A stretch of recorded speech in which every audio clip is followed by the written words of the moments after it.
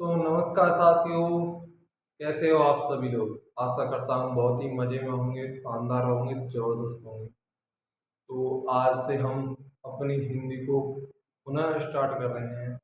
कुछ दिन तक हमने स्टार्ट किया था, तो हमें भी कोई किसी कंपटीशन एग्ज़ाम की तैयारी करनी थी, इसीलिए हमने थोड़ा उसको रोक दिया। अब से हम रेगुलर क्लास लेंगे और रेगुलर ही हमारी हिंदी की क्लास आया करेगी। तो हम स्टार्ट करते हैं आज से। आज पहला टॉपिक पढ़ेंगे वर्णमाला।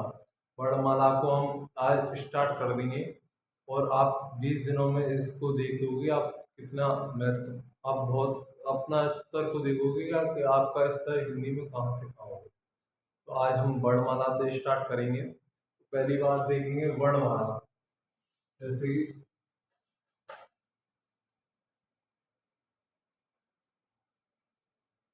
ये हिंदी का पूरक चैप्टर है, दूसरों का पूरक चैप्टर है। इस चैप्टर से ही हमारी वर्तनी एवं संधि इसी से कंप्लीट होंगी। तो इसको हमें बहुत ही शानदार तरीके से हमें पढ़ना है कि बहुत ही इस प्रकार से कि इसका कोई कोई भी पार्ट छूटे ना।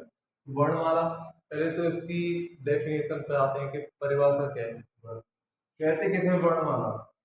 तो वर्णों का सुव्यवस्थित या व्यवस्थित समूह को क्या कहते हैं? वर्णमाला। वर्णों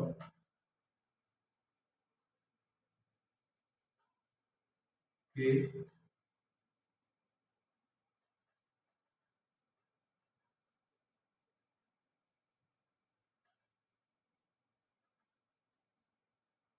समूह को वर्णमाला कहते। ठीक है, वर्णों के व्यवस्थित समूह को वर्णमाला कहते हैं। तो हम देखेंगे वर्ण, वर्ण किसे कहते हैं? फिर तो वर्ण देखेंगे।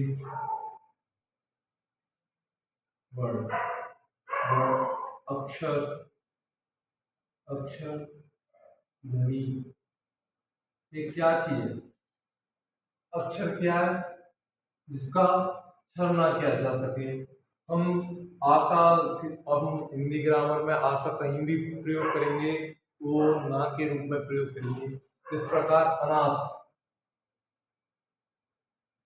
जिसके कोई नहीं है, जिसका नाथ नहीं है, मतलब जिसके माता पिता नहीं है, उस प्रकार से अनाथ। जो जिसका अंत ना किया जा सके, जिसका नाश ना किया जा सके, अर्थात जिसका क्षर ना किया जा सके, वो क्या है? अक्षर। और ये वर्ण और अक्षर में बहुत ही कॉमन सा डिफरेंस है, ये आपको ध्यान रखना चाहिए। जिसका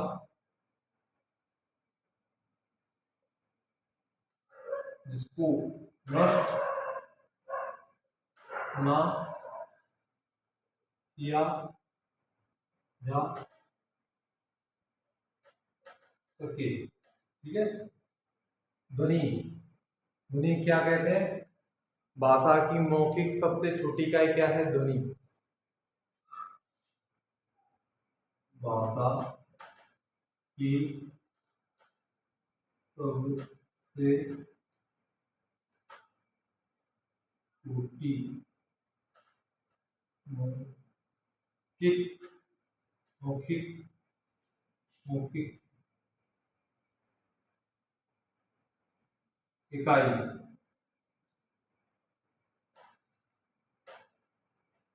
इकाई को क्या कहते हैं हम? ध्वनि। भाषा की सबसे छोटी मौखिक इकाई को क्या कहते हैं? ध्वनि।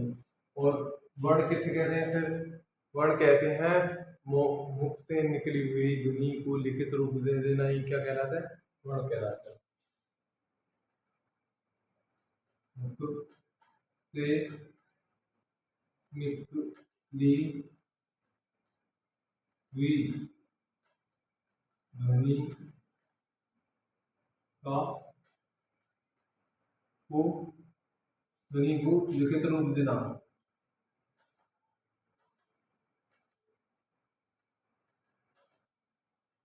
देना, ठीक है।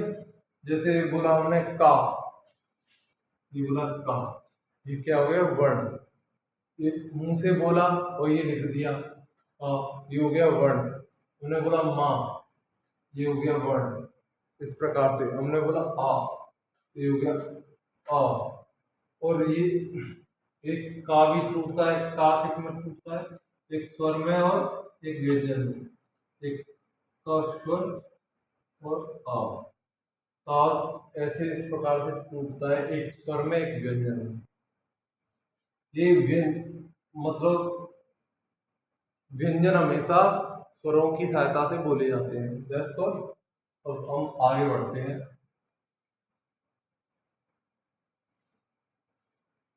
इतना समझ में आ गया हो गया, आशा करता हूँ। और एक और पूछ लेता है कि भाषा की सार्थक इकाई कौन सी है। भाषा की सार्थक इकाई, सबसे छोटी इकाई, भाषा की सार्थक सबसे छोटी इकाई कौन सी है, वो कौन सी है, वो है शब्द। शब्द की डेफिनेशन क्या है, शब्द की परिभाषा क्या है, वर्णों का सार्थक समूह। क्या कह रहा है सर, सार्थक समूह। जिस प्रकार से हमने लिखा इसको ऐसे, जैसे लिखा हमने तो ये लिख लिया हमने मदद